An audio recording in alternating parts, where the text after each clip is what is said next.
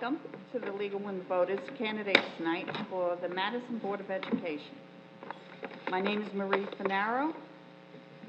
I'm president of the League of Women Voters of the Morristown area. We service Morristown, Morris Township, Morris Plains, Randolph, Chatham, Madison, and Chatham Township. The League of Women Voters is a grassroots, nonpartisan, political organization whose mission is to have an educated electorate.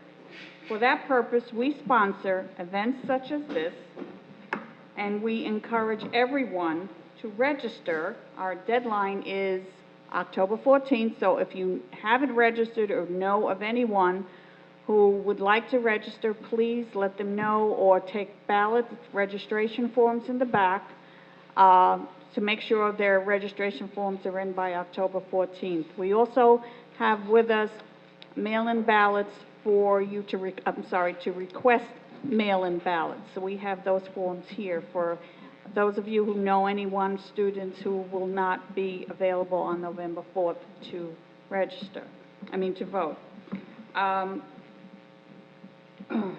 We do encourage everyone to vote. That is the purpose of our democracy, and we are very strongly this year trying to push more and more people to vote in the midterm election. I would like to introduce we have 4 Drew students who are working with us this semester. They are Rena Bassel, Catherine Marshall, Kelsey Oler, and Laura Mulholland, and we really are happy to have them. They helped us last Sunday at the Morristown Festival to register ballots, and we've encouraged them to be educated in the ballot questions. So if you have any questions about the ballot questions, please see the girls. And we also have pros and cons of the ballot questions on the back table. And I do encourage anyone interested in the League of Women Voters to go to our back table. There's plenty of information there. There's also membership brochures. And again, please pick up the ballot questions and educate yourself. They're very important this year.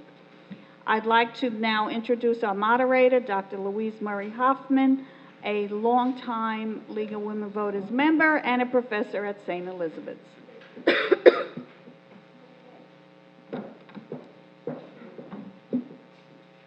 Thank you, and thank you to our candidates for agreeing to a public forum. It is our mission to inform the public, but unless we have candidates who are willing to be very public in their expression of their positions, we don't have any programs, so we acknowledge the contribution of these candidates. Now, what are we going to do here, folks? You can't hear me? Is this any better? A little better? Okay, now I have my position. Thank you. As Marie said, I'm Louise Murray. I live in Morristown, and one of the practices that the League of Women Voters uses is that moderators are not eligible to vote for the candidates, because invariably we may make a mistake during the hour and a half that we're here together, and were the moderator to make a mistake, it might be perceived as favoring one candidate or another. So we're very careful to have trained moderators who come from outside the jurisdiction represented here on this panel. Citizens of Madison will be voting for 2 Board of Education members come Election Day. You'll be elected. I'm sorry. You see, I don't live here. 3. Thank you very much. 3 members to the Board of Education, and 4 candidates are running. Before this program began, the 4 candidates drew numbers to select the order in which they'll introduce themselves, and will use the reverse order for the concluding remarks. Each candidate was sent a letter out explaining our format for this evening. We will have 2-minute openings from each candidate, and our Catherine here will be keeping time along with her colleague and put up a yellow warning and then a red for the candidate to stop. After the introductory remarks, we'll take questions from you, the audience, and that's why we've had those cards there. You can write down your question, and some of our league members will bring them up to me. I will read them, and I'll reserve the right to kind of combine questions so that we can cover all the topics that are on your minds. So with that, I'm going to ask Deborah Cohen, who drew number 1 in the selection of numbers, to begin her introductory remarks. And Catherine and Caitlin will be timing for the 2 minutes. Thank you. Good evening. My name is Deborah Cohen, and I'm excited to be running for the Board of Education. Thank you to the League of Women Voters for organizing this forum. I have lived in Madison for the past 10 years with my husband and 3 children. With 3 boys who have attended the public schools since kindergarten, their education has long been one of my top priorities. Throughout their years as students, I have served on both the Central Avenue and Junior School PTO boards and have volunteered extensively in the schools. I am also involved in their extracurricular activities of the boys, serving on the Madison Soccer Club board as well as volunteering for the track program. Additionally, our family is a member of the Madison Music and Arts program, where I also volunteer, and we support the Madison Education Foundation. All of these avenues help my children, as well as the children of Madison, to become well-rounded students now and well-rounded citizens as adults. I have attended Board of Education meetings for several years, and it is evident that budgetary issues beyond their control have led to some challenging decisions. They have effectively responded to the decisions and cuts that were the most challenging. Working as an educator for over 15 years, I have seen the changes that have occurred due to budgetary considerations, Common Core implementation, new testing and evaluation requirements, and the impact of these expectations on teachers, students, and the parents. If elected to the Board of Education, I believe my experience both as an educator and a parent would enable me to bring an additional perspective that will benefit both the board and the community. Madison schools do a great job of educating our children, and I believe that my insights are important as we continue to address the needs presented by implementation of programs such as STEM and STEAM in grades K to 12, with the main aspect being design and problem solving that again can help them in the competitive world post-graduation. I look forward to continuing this conversation and how my selection as a board member would enable me to work as a member of the team in addressing these concerns. Thank you for allowing me this opportunity. Thank you, Ms. Cohen. And the candidate who selected the second spot is Shade Grayling. Thank you. Good evening. My name is Shade Grayling. Thank you all for coming tonight, and thank you to the League of Women Voters for organizing this forum. I am pleased to be here tonight running for a 3rd term for the Madison Board of Education. It has been my honor and pleasure to serve as a board member for the past 6 years. During that time, I have chaired our curriculum committee and served on the policy and negotiation committees. I was originally inspired to run for the Board of Education after participating in the strategic planning process that the district undertook almost 8 years ago. Out of that process came our district's mission statement. The Madison School District will inspire and challenge all students to be lifelong learners, empowered with the knowledge, skills, and character to shape their future, realize their dreams, and contribute positively to the world. This mission continues to guide me as a board member to work to provide the best possible educational environment for our children to learn and grow. My children are obviously older than they were 6 years ago, although I would say that I haven't aged at all. I now have a sophomore at the high school, a 6th grader at the junior school, and a 3rd grader at Kings Road. I've learned a lot from each of their experiences in the Madison Public Schools and from all of the families and teachers and staff that I've interacted with in that time. I've also been a lifelong learner over this time, going back to graduate school, earning my master's degree in health advocacy, and starting a new job at a local community health center doing outreach work.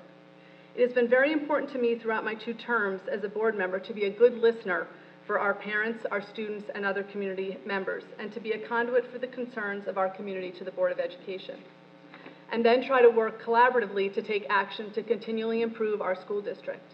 I welcome the diverse opinions of our community and feel strongly that hearing different ideas and being challenged helps us to come to the best decisions for our schools. Thank you again for coming tonight, and I look forward to being part of the discussion with you all about our schools tonight. Thank you, Ms. Greeling. And now we'll hear from David Arthur, who selected this third spot. Mr. Arthur? Thank you. My name's Dave Arthur. I was raised here in Madison, graduated from the high school, and ended up coming back here to teach at what is now the Kirby Center. You know, I spent 4 years there and sometimes wish it had been 34 years, but that's a story for another time. I spent the last 5.5 years with Shade as a member of the BOE, and I'm running for another 3 years, and some people ask me, are you crazy? Why the heck do you want to do this? And I think that, you know, they're good questions. The answers lie in my love for education and a desire to be part of the future of the young people of this town. And I've been blessed to have served with a great group of people who have shared a common cause, and that is, what can we do to help our kids? It's really that simple, but there are a lot of roadblocks that get put up, and to make their school experience something that prepares them intellectually, socially, emotionally to live in a life after high school. And that's not easy today with the financial restraints that are imposed by the legislature. The board has responded unbelievably well to an unprecedented reduction of state aid and a 2% hard cap on our tax levy. We work hard to balance the need to move our curriculum forward, provide for extracurricular needs. I'm never going to finish in time. And, you know, make it a safe place to go to school. If you take a look at expenditures being made on security throughout this district, special education, nearly 23% of our budget now. Take a look at the money being spent on technology. We still have to meet payroll and provide benefits that people need in today's society. So I've learned to ask the hard questions. You know, what are we doing with our money? What are we doing for our students? Not just the advanced students, our at-risk students, all of them. Thank you. And our fourth candidate, Thomas J. Piscula, will now offer his introduction. Good evening. First, I would like to thank the League of Women Voters and the Thursday Morning Club for making this event possible. My name is Tom Piscula, and please allow me to tell you a little bit about myself and what I can bring to Madison's Board of Education. In high school, I was a varsity athlete. I was also a National Merit Scholar. So I was both an athlete and a mathlete, as I like to say. I've earned a bachelor's degree at Northwestern in economics, MBA at the University of Chicago in finance, a PhD at the City University of New York Graduate Center in economics. My published research has been award-winning. Professionally, I started my career as a computer programmer and moved into asset management, mostly of multi-billion-dollar bond portfolios. But let me stress that my asset management responsibilities included managing public funds, public mutual funds. And that experience impressed upon me the value of giving the public information about what is happening with their money, and the value of building trust with the public over time. I look forward to bringing that experience to our Board of Education. Currently, I'm an adjunct assistant professor at Baruch College in New York. I teach statistics, economics, and finance. So I'm a STEM or STEAM teacher. My teaching work includes classes in Baruch's overseas locations, among them Singapore, Taipei, and Shanghai. I have an international perspective on education and on the competition that our students will face when they leave home. Some personal information: I've lived in Madison for 25 years. My spouse and I have twin girls that are second graders at Central Avenue School. I look forward to tonight's discussion. Thank you. Thank you. And now we'll begin our question period, and I've already received one question. And for this part of the program, we'll alternate who is first and go around. And Mr. Arthur, we'll start with you for this question. And the question is, would you welcome charter schools in Morris County? Oh, absolutely. And I think with the charter schools have a place, and they provide an alternative for those who happen to be in an underperforming district. You know, it's not my place to say where it should be or whether it should be in Madison, but it's certainly something that has a place in education. We should be embracing it. We should be learning from them. They do tremendous work with, and many times, limited resources, so absolutely. Thank you. Ms. Cohen? I take a different view. I'm not a huge fan of charter schools. Part of that comes from being a teacher. I think they spread out some of the funds that need to be in the public school system, and if those funds are used correctly in the public school system, those lower performing schools can be brought up to meet the others. I'm not saying charter schools are all bad. There are some that have a spot, but I don't think that Madison would be the right area, maybe in Morris County, but overall, I don't feel that charter schools are appropriate. Ms. Cohen? I'm sorry, Ms. Grayling. Sorry, thank you. I'm also not a fan of charter schools. I do understand how they came about. To me, I think that I would rather see us invest our resources into improving all of our public schools. I think, to me, sometimes we can put focus on charter schools and forget about all of the kids that are not in the charter schools, and that does dilute the resources and the energy that we can use to fix all of them. I'm a firm believer in public education, and I think that we need to focus that broadly on all of our public schools and not just on one segment of them. Mr. Piscula? I appreciate the question from the questioner. I think it gives an opportunity to focus on something that is a problem in our school district and other school districts, and that is turning our attention away from what we can control at the district level and taking on state issues. Charter school policy is a state issue. Each state is different. Our state has evolved, and it's evolved to a place where charter schools will only be allowed in failing districts. They won't be allowed in non-failing districts. And so we will not see a charter school in Morris County, most likely. So to us, it's not a question that's going to affect our district. It's a state policy question. And I've advocated gently within our district, and I will here, that we focus on what we can change. Our challenges are large. Thank you. Okay, and Ms. Cohen, this question will start with you, and then we'll have Ms. Grayling, Mr. Piscula, and back to Mr. Arthur. The question is, what is your opinion about Common Core and PARCC testing? Also, what are your thoughts about the practice of opting out? Oh, boy. Do you want me to Core. read the question again? No, I'm Okay. good. Trying to condense it to a minute. Common Core and Park, I think, are both, maybe somebody's got their heart in the right place, but they're being implemented way too fast without support for the districts, without support for the teachers, and without support for the parents. Bringing in these mandates and saying you have to teach based on this, in theory, Common Core sounded great. Let's all have a math and English nationwide. Let's all do the same thing. That's not the reality that's happening. Park has been an implementation nightmare for most districts. I know Madison has done very well. I am aware of other districts that have not done as well, but it's been an expense that has meant money has been pulled from other areas because computers are needed for Park, teaching's having to be changing for Park. I think the spring's going to be an adventure when Park comes in March. Ms. Grayling? Thank you.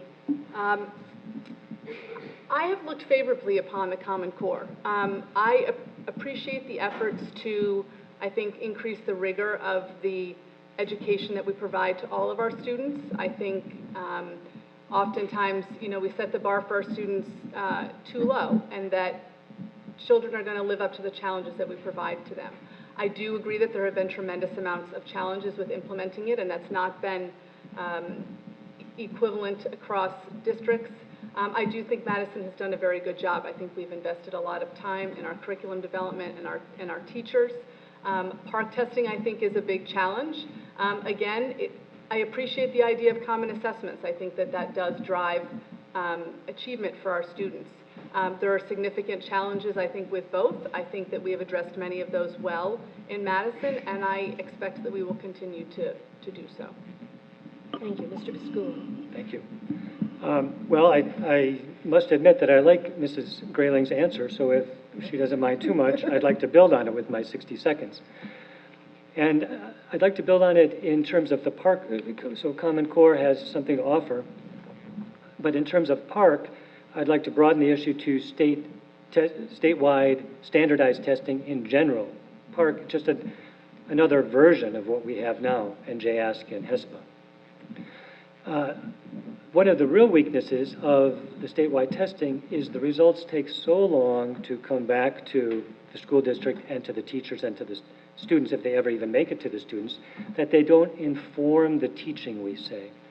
And one of the big advocates is for making a change at the state level, and this is a state level that I think maybe might bear a little bit of our attention, because our legislative assemblywoman on the Education Committee is one of the advocates of making the information from the state tests inform the teaching. Thank you. And Mr. Arthur, it's your turn to answer this question. You know, my first reaction is just another unfunded mandate that comes down from the state. It's another desire on their part to put some kind of a measurement on performance. And, you know, in theory, that's not such a bad idea, I think, if there were some consistency to it. But just in my limited time on the board, how many different tests have we had? And to Tom's point, there isn't a consistency. So, one, Common Core has been a distraction. I think the district, through Dr. Rossi's leadership, has done a great job in helping the teachers through this.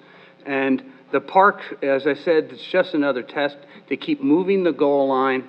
The statewide standardizing testing is something we live with. The key is keeping our focus on what we do every day in the classroom that will respond to the needs to pass the test, but will keep us moving forward and well beyond what we'll call common. Thank you. Thank you. Okay. We now have another question about the teaching of reading. I'm going to keep all the educational questions together, and there are others related to finance. This question asks whether the candidates favor intensive phonics or to continue the practice of teaching the use of sight words as a way to teach reading, the use of sight words. So it's phonics versus sight words. I don't know, honestly, how appropriate it is, or how well educated I am to answer that question. I truly take my role as a board member to make sure that the schools are well run, not to run the schools. I would say that I love the reading and writing, to add writing in workshop model that we use in the Madison Public Schools. I do think that there's a place for some of the old-fashioned grammar and phonics and things that have been used in the past, that we need to infuse that in our reading and writing. But I like sort of the overall approach rather than looking at one specific one versus another, exclusive to another. Thank you. Mr. Piscula. Well, what I take primarily, or the first thing I take from this question is somebody in the audience is interested in this question, in this way we teach reading, sight words, or phonics. And so I would like to make sure that our district has a facility to allow that person to express themselves to the educators in our district that also specialize in that area and who make the decisions. So to me, it's a question of that reflects the need to allow that interest to come from community members. And there's as I look across, I see familiar faces, people who have other interests that I would like to make sure we bring in. But here, phonics versus sight reading, I'd like to make sure we can bring that to the experts in the district. With my twins, I'll tell you, one teacher uses only sight words, one slips in phonics, and she has to write that out by hand because the curriculum doesn't support it so well. And actually, that seems to work. Thank you. Mr. Arthur? I got to tell you, it's beyond my pay grade. I'm going to go with Shade's answer. I leave that to, those who, this is what they do. And again, I think this is very important, and this is a great opportunity to reinforce the fact that, we don't micromanage what goes on in the classroom. Our job is to hire good people, or help to hire good people, and enable them to do the things they do well. All right? So if we have a heck of a great process for determining what to implement, whether it's a math curriculum, social studies, the reading curriculum. The process helps us identify best practices, and then we want to make sure that the resources are in the classroom level for the teachers to do what they need to do. So I don't have a clue. Thank you. Ms. Cohen? I'd have to agree with Shade and Dave that I don't think it's the board's job to micromanage exactly what's going on. Obviously, there's a curriculum committee, and they look with the teachers. I can tell you, as a parent of 3 very different learners, the reading workshop and writing workshop has been very good for all 3 of them in very different ways. Some read early, one of them read later, one of them had a growth spurt over the summer, but they're able to grow at their own. And now that my oldest is at the junior school, I've seen that program with the sight words, with a little bit of phonics thrown in here and there, work really well, and he's, flourishing up at the junior school. But I think it's the job of the teachers, and things change in education so quickly. And this year you want to do phonics, and next year you want to do sight words, and I think it's a matter of looking at it in the process. That I do think Madison has one of the better processes of how to implement new curriculums if it is deemed necessary. All right, now, the next question, I've had a couple of them, so it must be an important topic here in Madison. Let me ask the candidates, would you all like 90, can we do this, are there 90 seconds for this? Because it seems to be of interest, and then you'd have more time. What's the question? I'm going to Here we are, and it has to do with special education. And 2 minutes. 2 minutes. Do we want 2 minutes? Is No, it that? no. 90 seconds, okay. 90 seconds. All right, so the question is, how can we serve the special education students while being fiscally prudent or trying to conserve costs? And we'll start with you, Mr. Piscola. This is one of our biggest challenges.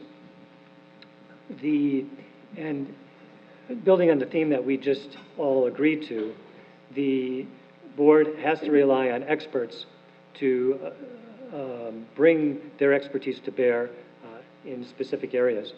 And within special education, one of those areas is which students will benefit from being included in the mainstream process and will be sufficiently functional to allow that classroom to go forward at its normal pace. Obviously, when a student is in the mainstream classroom, it's much less expensive, and we hear from the experts that it really serves the development of that child quite well, and in many cases better than a more specialized program might.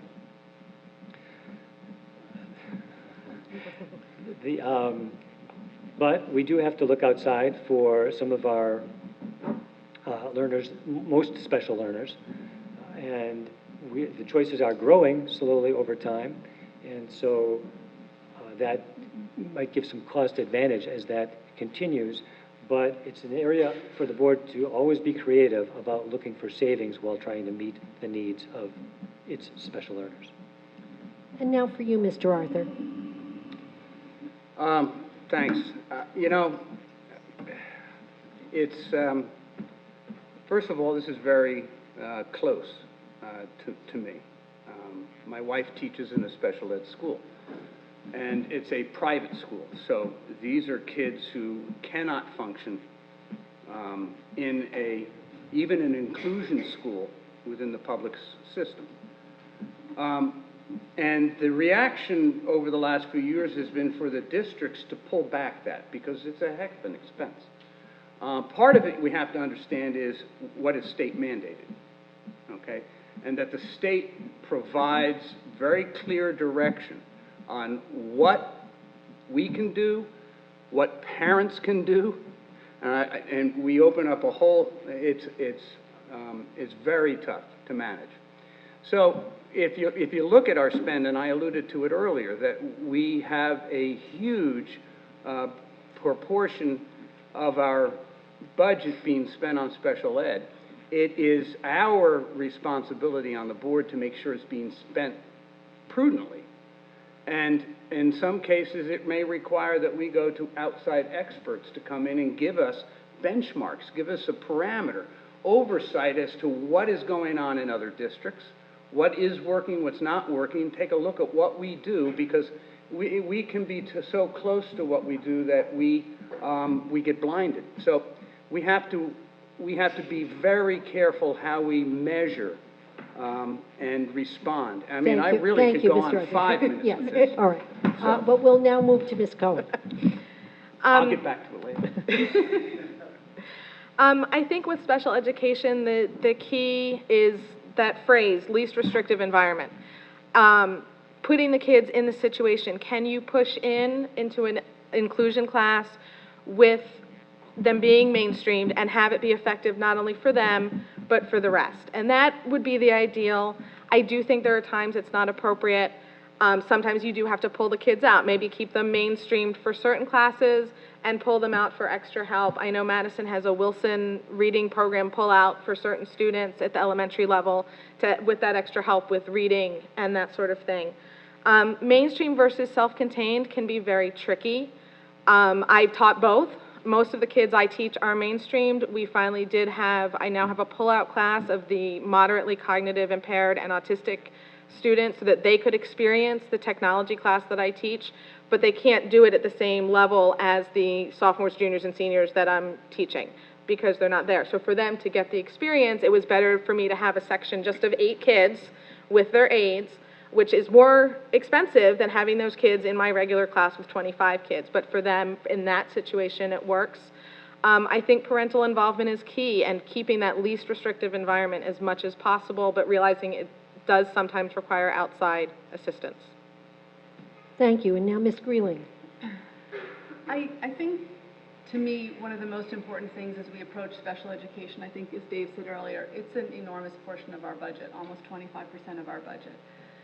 It's something that the current board has seen is extraordinarily important to look at and is part of our district goals for this coming year to look at our special education program.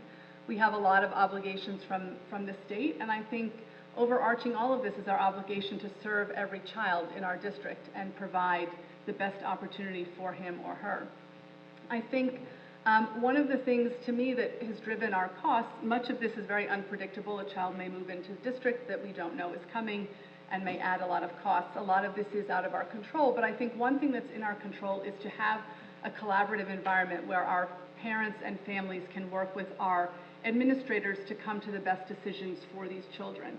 And to me, where we expend money that we don't need to is in legal costs often. And if there are ways that we can make the process more collaborative so that we're reaching decisions together with our experts and our families, which then should be in the best interest of the child, and spend the money on their education and not on our legal costs.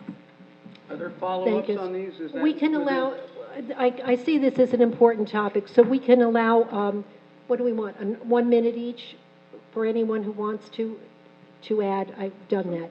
And we would begin then with you, Mr. Piscula, because you started, and then work around the horn. I'm going to, Okay, fine. Mr. Arthur, Yeah, I think, and your timing is 1 and minute. Deborah talked beautifully about what goes on in the public school with our at-risk students. we have a whole population where this just doesn't work, okay? And that's where they get sent to private schools. Some are neurological, some could be behavioral. There's a whole gamut. And these schools, in some cases, are self-serving. I mean, that's what they do. So there's a balance act between what's in the best interest of the child and what's in, you know, what can we do in the school system. And I said my wife teaches at one of them. And let me just tell you, from nearly 20 years of going to dances and going to social events and sporting events, the emotional well-being of the child is probably more important than the academic in these at-risk students, okay? Because in many cases, they will never pass PARC or whatever state test there is, okay? And we really need a comprehensive overview and look, and Okay. it's going to Thank involve you. the community. Thank you, Mr. Arthur, yeah. Ms. Cohen, did you want to comment? Ms. Greeling? I'm good, thank you. Mr. Piscula, did you want to, okay. Okay, we'll now, do we have any more questions from the audience? Okay, so I think, yeah, did you have one, sir? Okay, then we'll have someone come and pick it up, and I can prepare it. Good, thank you. This could be our last call then, and that was successful. How did the candidates feel? It seemed successful with the 90-second. Shall we continue that? You never know whether you're going to get 40 questions or 10, you know, so. Do we have to fill the hour and a half? No, we don't. Susan, I'm in big trouble.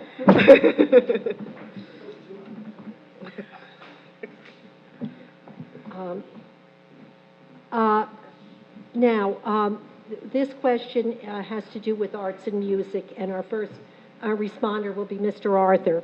What have you done, or what do you plan to do to promote music and arts education?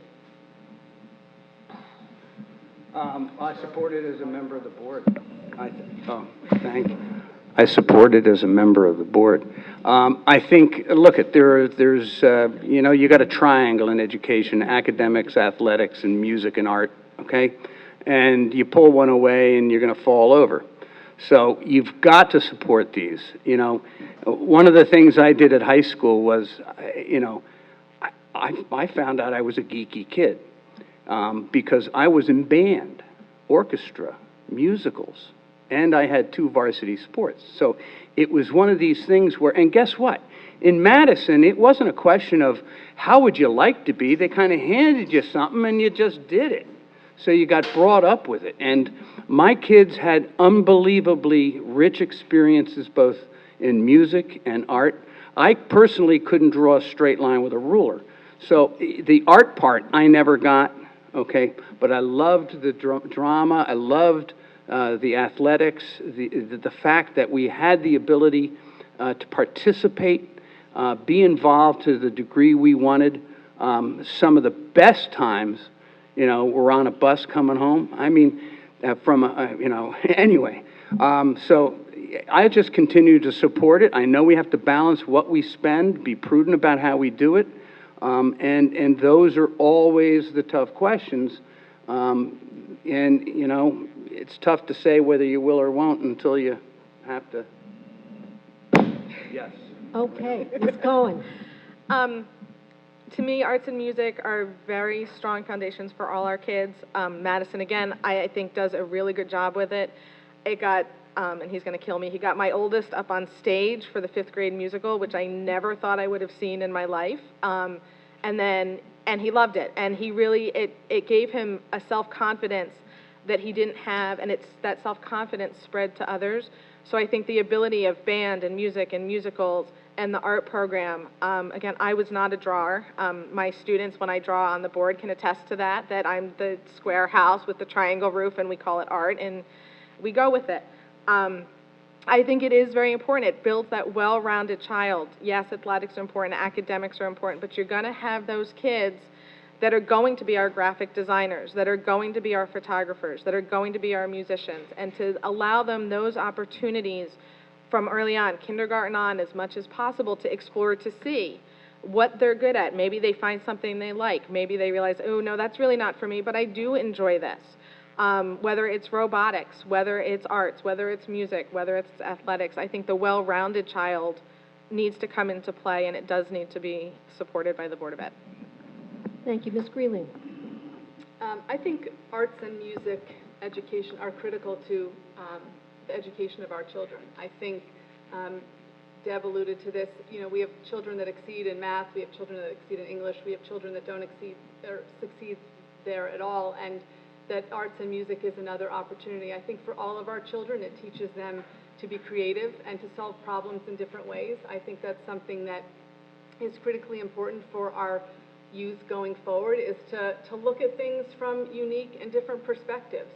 I sat in on my son's digital photography back to school night at the high school and was just so excited to hear how this teacher was teaching about digital photography and its different ways to look at the world, you know, literally through a different lens. And I think that that is such important thinking for our kids. We put them so much in boxes of activities today, and so to let the creativity come out. I also think this is a place where Madison has been blessed with the involvement of our parents and community, and to keep that going, I think, is so important. That's one of the benefits that we have over many other towns as our involved parent group, and this is where they are really involved and support us in so many different ways. So again, it's always a hard choice if you have to cut a class or another, and I hope we're not faced with that choice again, but I think these are two really important areas for our students.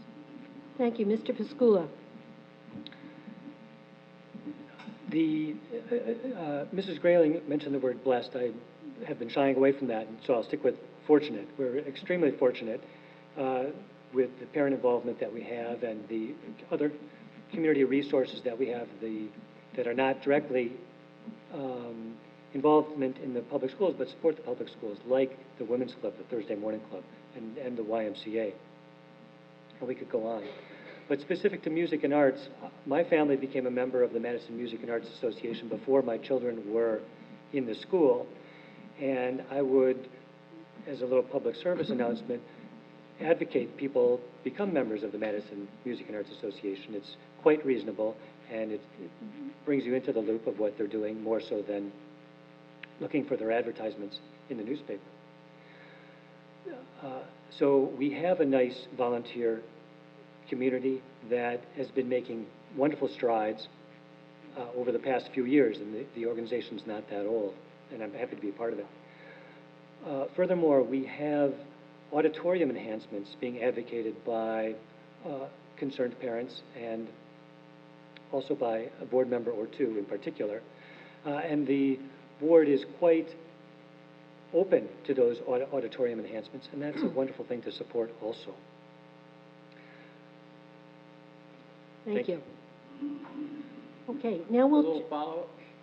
All right, then we'll all have 1 minute. Sure. Great. It's interesting, when we talk about the arts, part of what we went through with the GVR, the whole process of GVR and determining what we felt would work at the site relative to the development.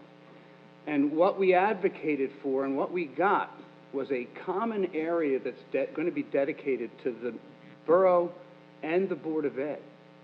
Now, it may not seem like much, but 3,000 square feet provides us an opportunity to get something downtown that will be able to showcase our young people's abilities, whether it's in a performance area or the art area.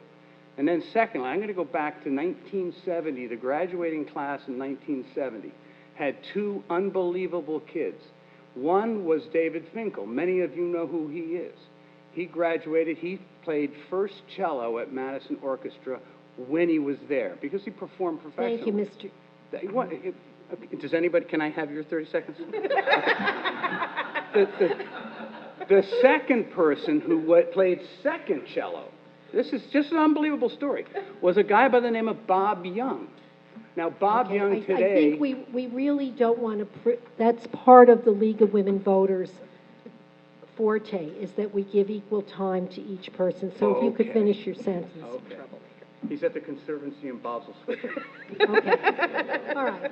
Ms. Cohen, did you want to have any follow-up? Ms. Greeling? Mr. Mitchell? Okay, we're going to, did you have any comment? Okay. We're going to turn to a non-academic question. I have two of these, so it must be important to you. And this will first go to Ms. Cohen. Should the Huddle Club be able to collect gate fees? Why or why not? I've been And we'll have at 90 both seconds. Board of Education meetings where this has come up with it's not just the Huddle Club, they've been the leading force, but other booster clubs got up at the last Board of Education meeting. Sort in support of it was kind of a muddled mess as far as all of the policies in general. My feeling is what I know of the situation, and I only know what I know from the 2 Board of Ed meetings that I was at, the idea is to even the playing field. And if you've got the Huddle Club, which, yes, it's very strong, and they're great, and they support other areas other than football, and then you have a field hockey or a lacrosse or a basketball that doesn't have that volunteer support, it's very hard to say, yes, you can charge, but these people, they may have the opportunity, but they don't have anybody that's actually going to do it. And a thing like tennis, or I can walk over and stand 80 feet away from a baseball game because I live in walking distance to the high school and not pay, it becomes dicey. It's come up at the meetings about the activity fee and how that impacts, and things like season passes for the athletes' families so that they're not being double dipped and you can charge. And to me, that would be an administrative nightmare. It's nice in theory, I like the idea, but who's going to keep track of who the parents of these athletes or clubs, or who's paying the fee? I think a policy needs to be made that is clear across the board, and that's what the Board of Ed has decided to do, and it makes it equal for everybody. Thank you. Ms. Greeling? No, I don't think that the Huddle Club should continue to collect the gate receipts at football games, and it comes back to a number of things that Deb spoke about. For me, it's the equity across different booster clubs and different sports that draw different numbers of spectators. I appreciate the work that not only the Huddle Club but all the other booster clubs do for our students and raise funds to pay for things that the board cannot.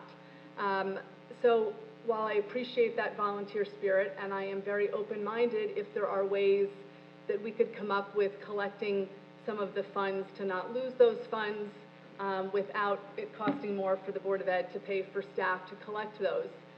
Many other towns collect that. That's an issue that's been brought to the board, and they do. When we did this in the past, the money came to the Board of Education to go to all extracurricular activities, but there were years that we lost money depending on how much was collected and how much we had to pay someone.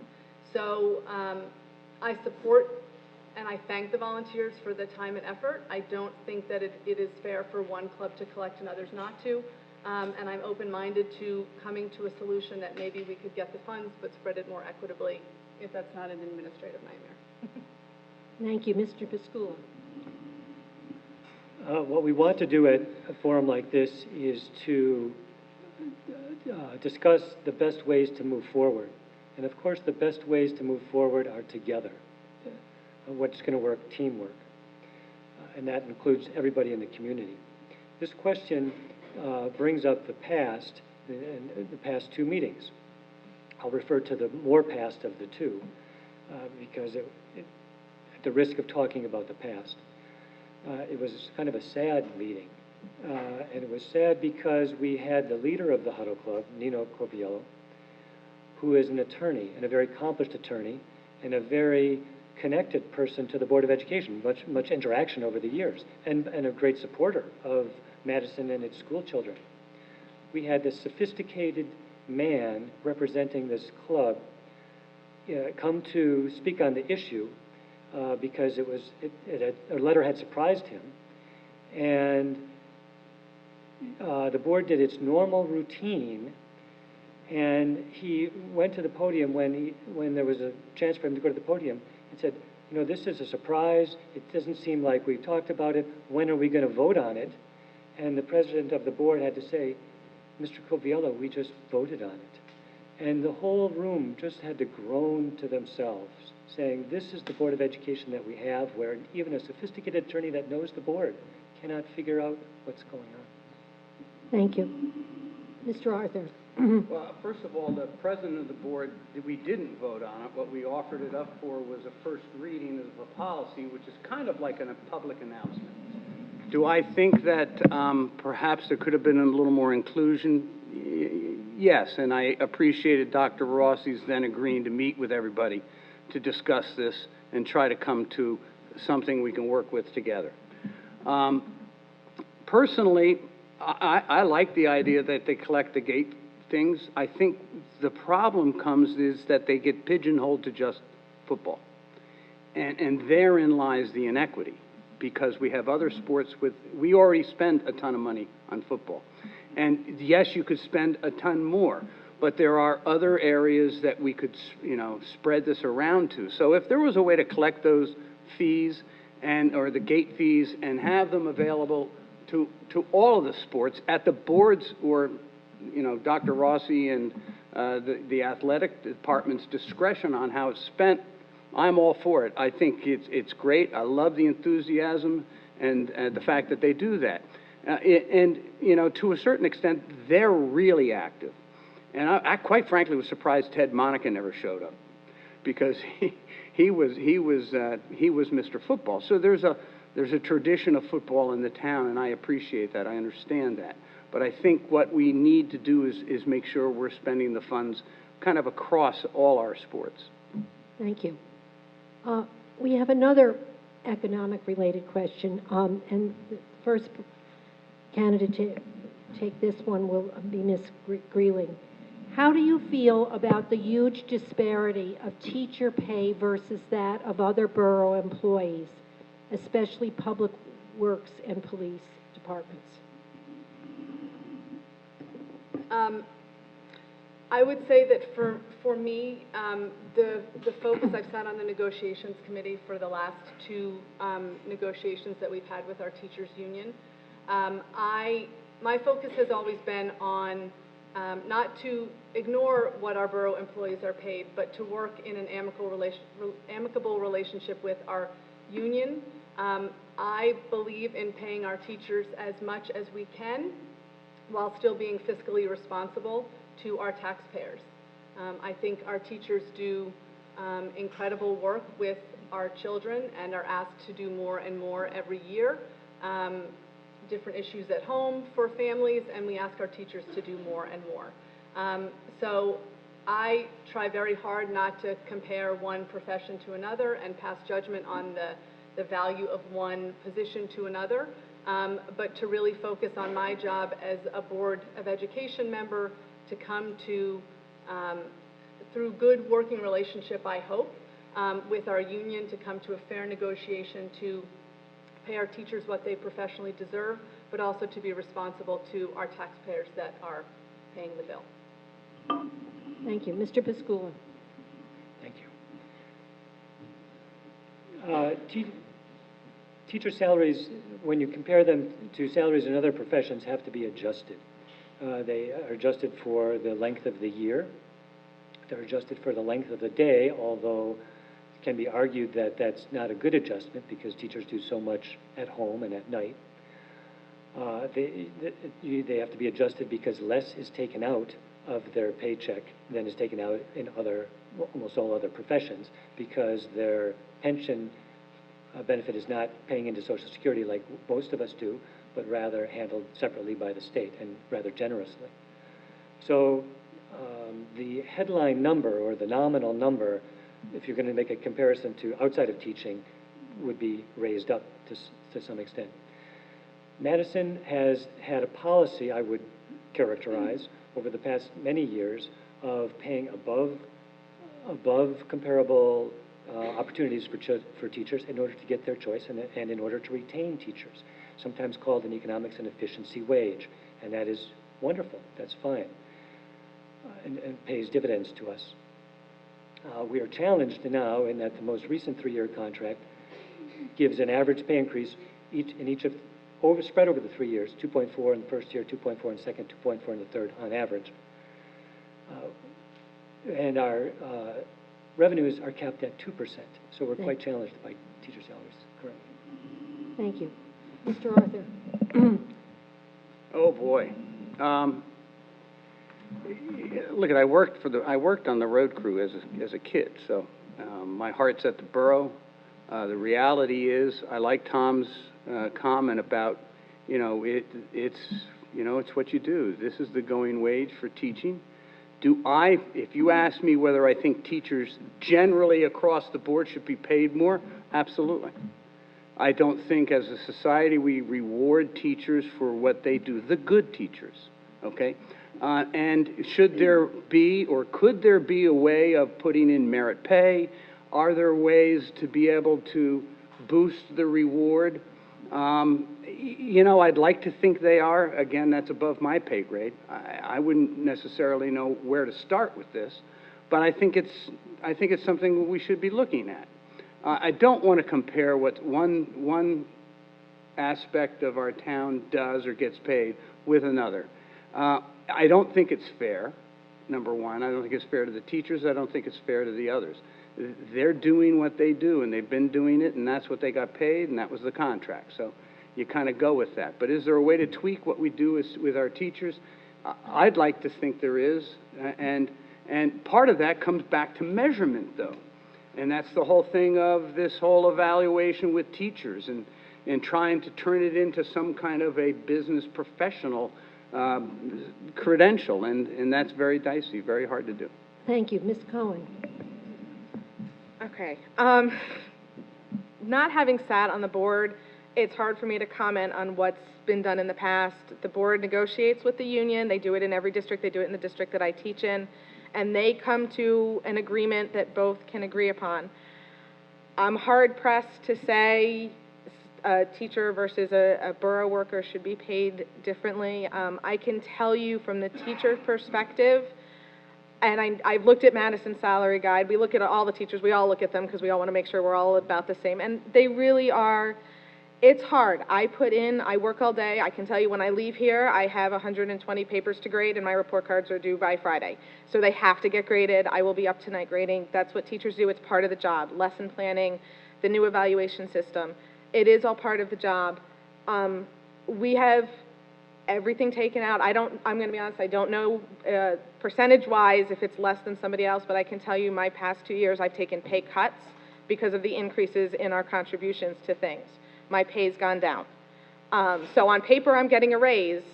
My check is not reflecting that, and I think Madison and the board's job is to work with the union, and if the union and the board are working together appropriately, I think the salaries are probably what they should be, and I can't compare them between here and the borough. Okay. Did anyone want to add an additional comment? Yes, and then you can start. This is, 1 minute. thank you. When we talk about teachers, well, first let me remind the audience that I've rearranged my life to become a teacher. And I love being a teacher. And I travel 1 hour and 45 minutes into New York to be a teacher and back when the train is running properly. And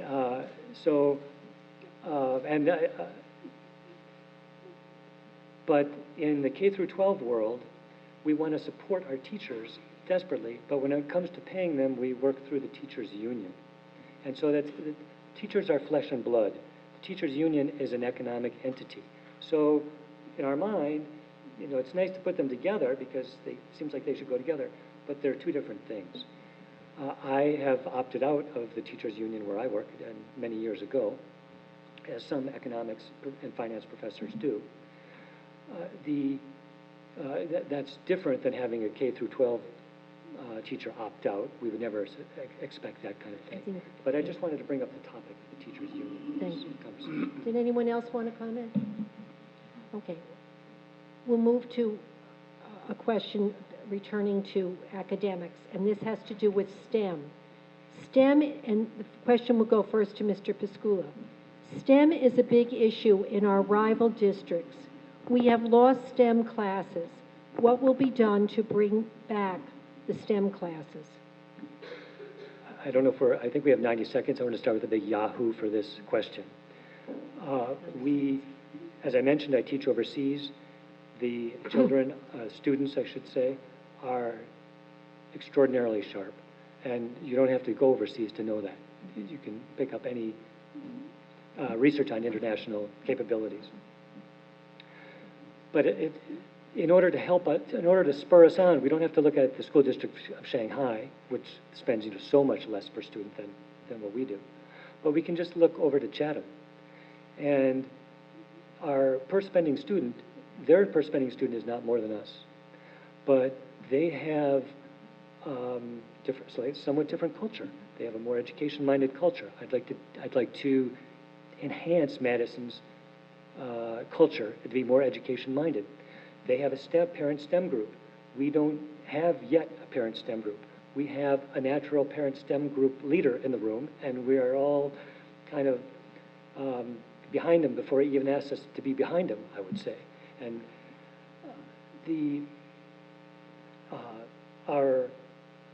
when we want to educate students, we want to educate low, middle, and high. And we haven't yet talked about, I don't think as thoroughly as I'd love to, about the middle. But when we think of STEM, we naturally think of the high, but let's also think about the middle and lower ends. Thank you. Mr. Arthur.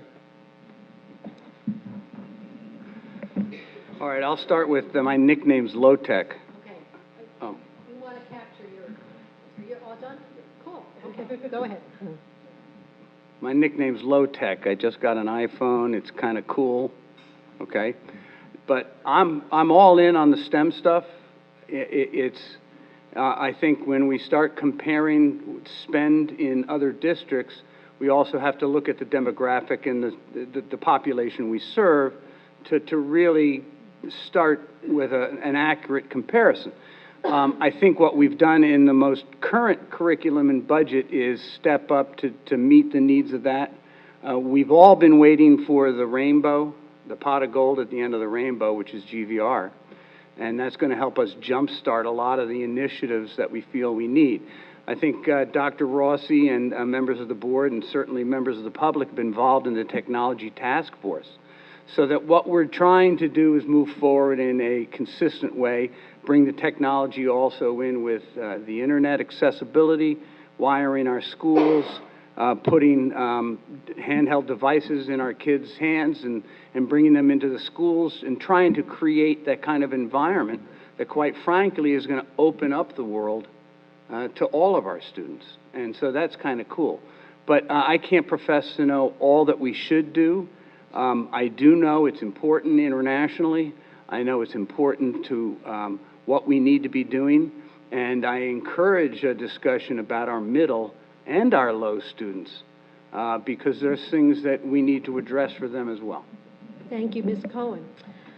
Okay, STEM, the new favorite buzzword of everybody, science, technology, engineering, and math, for those of you that don't know what it stands for, and there is now STEAM, you can throw art in there as well, bringing back to our arts and music education.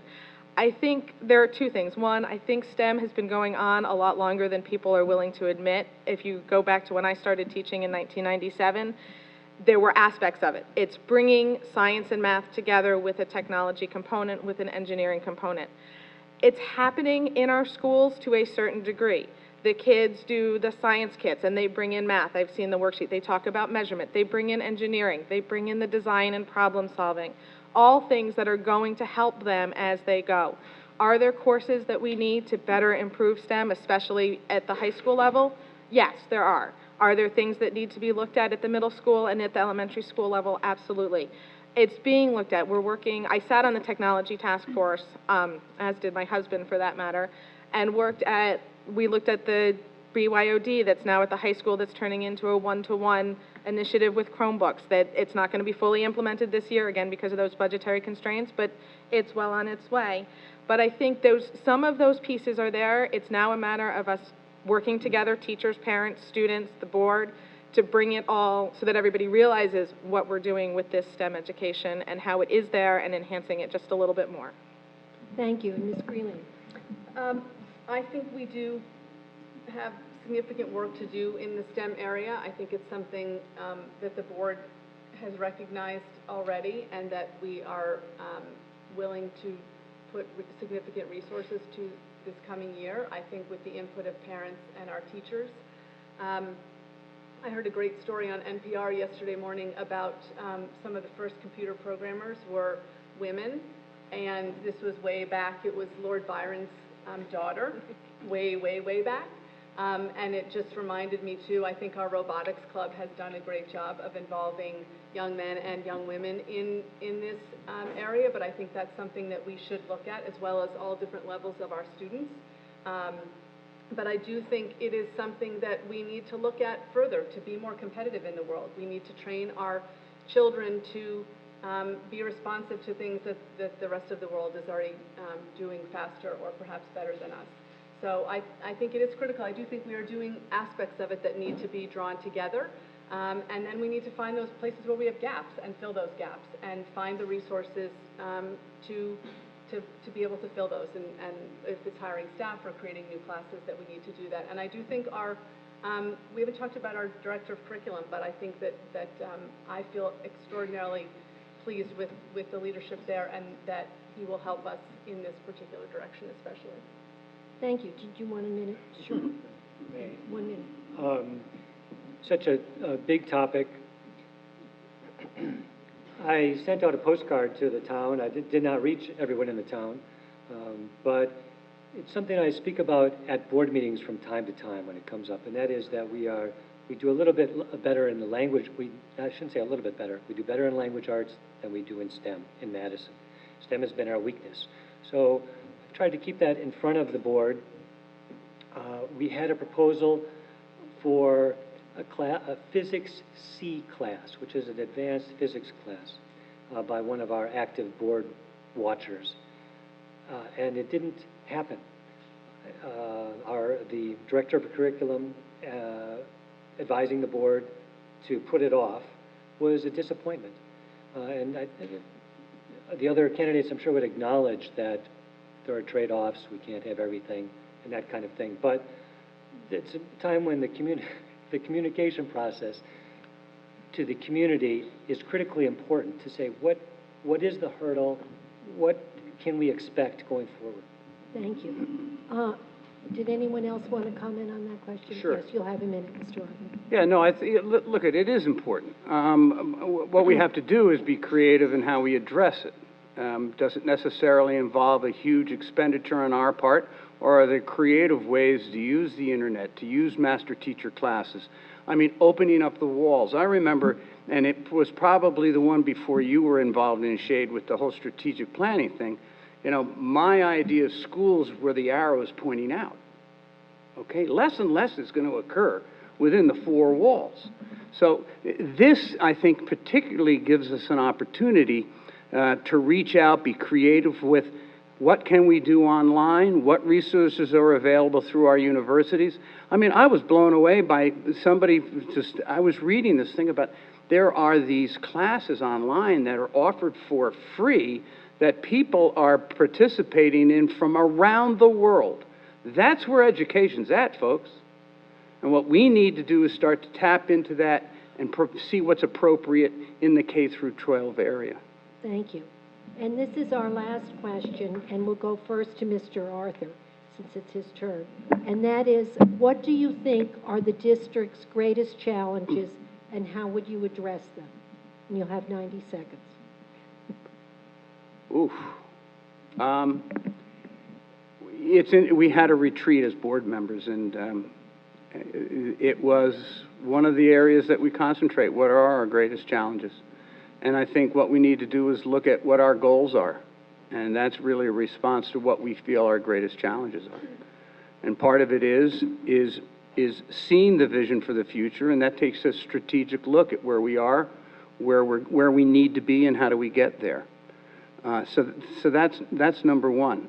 I think all of us recognize the revenue issue, and how can we be creative so that we are starting to generate more revenue outside of the budget, which isn't affected by the 2% cap.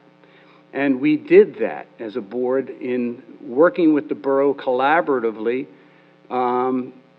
dicey at times because we've got different interests, but we collectively came up with the ability to come up with a pilot stream of revenue, which is going to give us significant money outside of our budget. So these are the things that we continue to do. We talked about STEM. We talked about special education. Each one is not a quick fix. We've got to look at them. We've got to be strategic in how we address them. And in a lot of times as board members, we've said it before. I mean, I'm not the expert in it. We look for guidance and we follow the best available advice that we get. Thank you. Ms. Cohen? I think the biggest challenge is reaching all our students, special education, low students that are not special education, middle and high, and making them these well-rounded children that will turn into well-rounded citizens that we keep talking about, and reaching them with the budgetary constraints. We want to offer all these courses. We want to allow exposure to different things, arts, music, sports, robotics, whatever it might be, STEM. But I think it's reaching those, keeping those class sizes low so that they can reach the most amount of students, and you're not losing that middle that you said we don't talk about. You have those kids that you're in a heterogeneous class, which is great, but every so often, you have somebody that maybe isn't getting the attention they need. And I think the biggest challenge to me is taking the budgetary constraints and spreading it out, not necessarily equally, but in the best way that will affect the majority to all of our children so that they turn into well-rounded and they're exposed, whether they're a low learner, to STEM or a high achiever, and that they're getting what they can get out of a STEM program or an English program or a social studies program, a journalism program, whatever it might be, and just reaching all of the kids to the best of our ability as educators and as the board. Thank you. Ms. Greeling? I think our biggest challenge is balancing the fiscal constraints that we have with the limits on our budget, with the state mandates that come to us, things from Common Core, Park, the new teacher evaluation system, and balancing all of that with what we want as a community for our students. And we have a very involved town and parents and community, and we want to continually push the envelope and say, what else can we add for our students? This year we were able to add things for the first time in a long time. And I think that will continue to be our biggest challenge is striking a balance between the two. And I think we have to be very creative in our thinking, and we have to be open to ideas and ways of doing things differently than the way we've done them in the past, because it is different. And I don't think that any of those financial constraints are going to go away. So we're going to have to find ways outside the budget to raise revenue, as Dave said, or ways to be more prudent within the money that we're spending, and continuing to improve our school district and not settling for what we have now, and continuing to find those new opportunities. Thank you. Mr. Piscula? Thank you. Certainly, we had three focuses on the financial constraints, and no one's going to disagree with that. But let me add what I think is even a bigger challenge, if in my mind, and that is how do we get to the educational outcomes that are in Chatham, or the educational outcomes that are in Livingston, or the educational outcomes that are in Milburn Township, or even in Bernards Township now. And don't forget, our New Jersey monthly ranking has plummeted from the mid-teens to the mid-30s between the last and the current ranking. And I would suggest that the reality is that much education, and we might even say more than half or most education, happens at home. And that's not what we're doing. We're focusing on what happens at school. But so much happens at home. How much educated adult time can be brought to the child? That depends on income to some extent. But it also depends on culture. And if we can bring our populace, including our low-end Colombian or Latin immigrant community, into the education culture, we are circumventing one of our biggest challenges, I would say. And I would suggest that we can do that by emphasizing Spanish foreign language in outside the budget or budget-friendly ways. Thank you. Thank you. Okay, now we'll come for our concluding remarks, and maybe we'll give, since Mr. Piscula, you're scheduled to go first, do you want to take a drink of water? We'll give you a few seconds. How long have you done a lot of talking? And the closing comments will be 2 minutes. You each have 2 minutes for your closing. Good. Well, I would certainly like to thank the League of Women Voters and their assistants, and the Thursday Morning Club, the other candidates, and the participants that have come here tonight. And newly, anybody that will be watching on videotape. I'm very pleased that the other candidates agreed to allow the videotaping to go forward, and I thank my donors and myself for financially making it happen.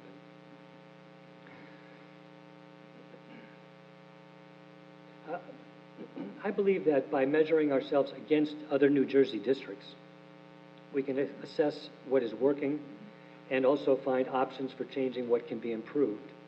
And that's why I advocate a level of communication between our Board of Education and our public that's an augmentation that's greater than what currently exists.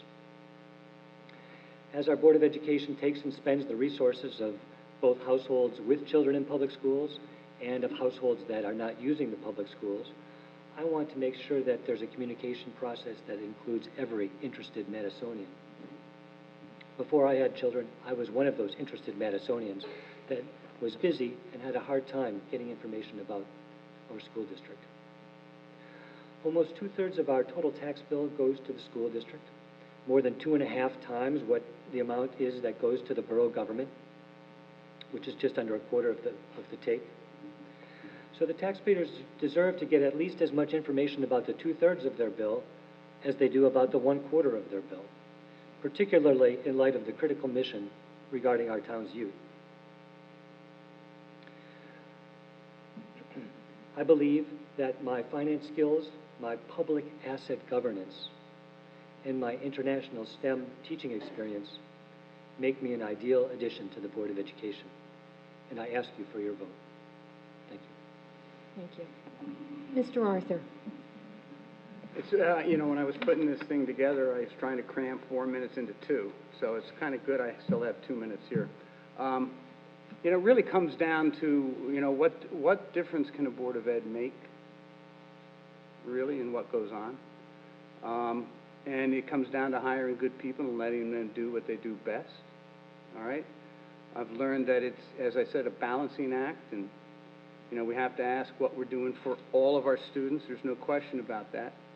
But education is not a science, all right? If you get play into the old comparing, where we fell out of this or that, you have to understand what makes those tests.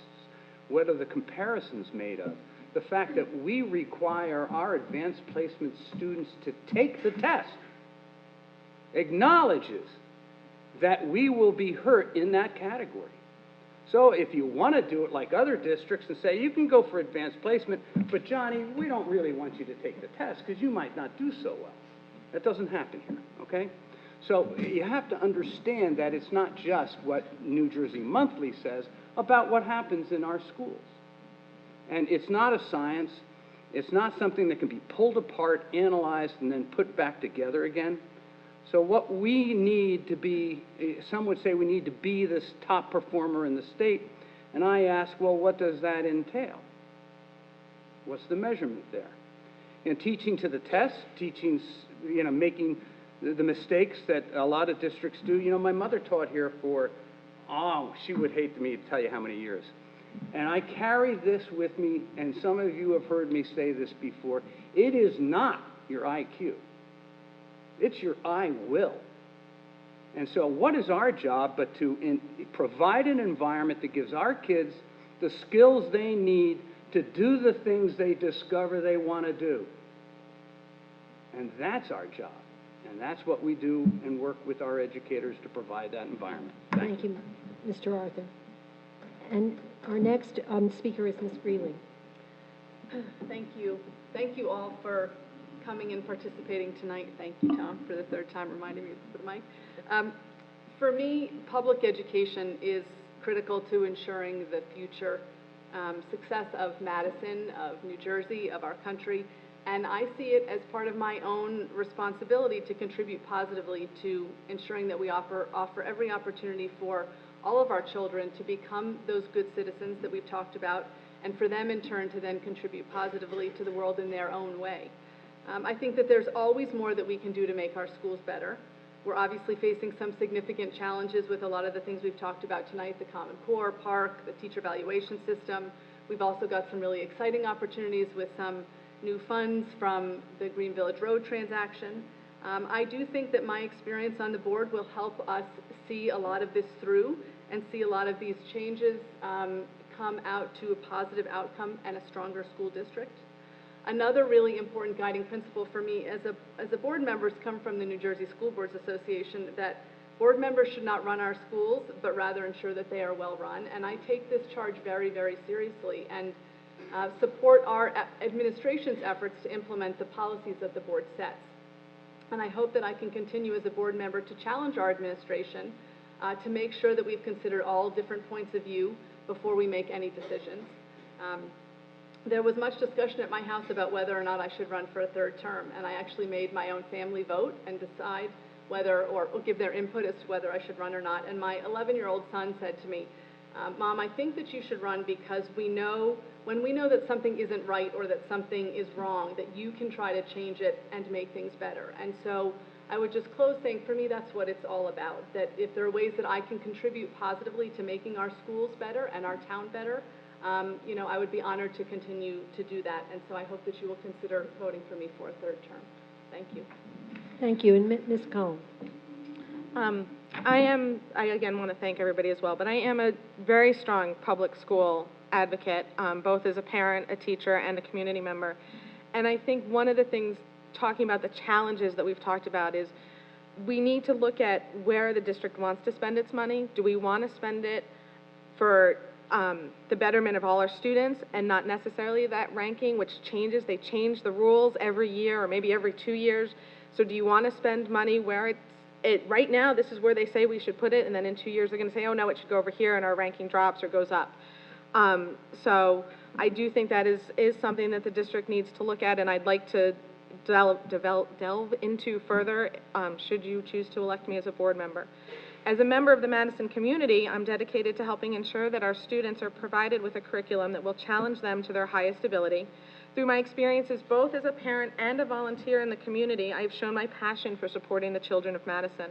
If chosen to serve on the Madison Board of Ed, I'd use that passion and drive to help our schools become even better than they already are, whether adding more STEM education K-12, strengthening and enhancing curriculums that are already in place, or bringing new and upcoming ideas to the school system. I hope that my drive for a strong learning environment came through tonight. If elected, I would work to accomplish the district goals, to advocate for our community, for all of you. I would be honored to serve you as a member of the Madison Board of Education, and I ask for your vote on November 4th. Thank you. Well, this concludes our program. I want to acknowledge the very professional demeanor of the participants. Sometimes we've had exceptions to that, but Madison has always comported themselves very nicely. Thank you to the candidates. Remember to vote. Please pick up our literature that explains the ballot questions. We're very proud of the analysis. They're straightforward statements of the pros and cons. And remember to vote.